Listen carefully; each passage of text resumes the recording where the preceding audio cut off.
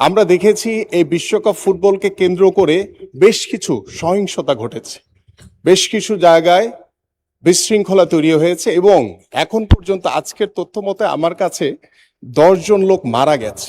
আপনি জানেন যে বর্তমানে বাংলাদেশে বিশ্বকাপ ফুটবলের জ্বরে আক্রান্ত বাংলাদেশের প্রত্যেকটি সাধারণ মানুষ, বিশেষ করে আমাদের যারা যুব সমাজ, যারা ভবিষ্যৎ প্রজন্ম, তারা অত্যন্ত ঘরে ঘরে কিংবা কোথাও বড় এলইডির মাধ্যমে তারা বিশ্বকাপ ফুটবলকে উপভোগ করছে।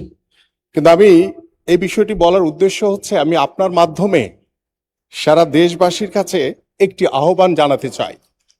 আমরা দেখেছি এই বিশ্বকাপ ফুটবলকে কেন্দ্র করে বেশ কিছু সহিংসতা ঘটেছে, বেশ কিছু জায়গায় বিশৃঙ্খলা তৈরি হয়েছে এবং এখন পর্যন্ত আজকের তথ্য মতে আমার কাছে 10 জন লোক মারা গেছে।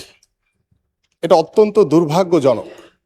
আমি আপনার মাধ্যমে দেশবাসীর কাছে আহ্বান করব, খেলা একটি আনন্দময় একটি বিষয়, এটি নিছক আনন্দ ছাড়া তেমন কিছু না। সেটাকে নিয়ে আমাদের উত্তেজনা থাকবে, উৎসাহ থাকবে এবং ঘরে ঘরে ব্রাজিল এবং আর্জেন্টিনার সাপোর্টারদের যে যুদ্ধ সেটা কিন্তু চলমান রয়েছে। যদিও ব্রাজিল সাপোর্টাররা এখন হতাশ, তাদের টিম হেরে গেছে। আর্জেন্টিনারা এখনো স্বপ্ন দেখছে যে তারা বিশ্বকাপ ফুটবলে জয় করতে পারে।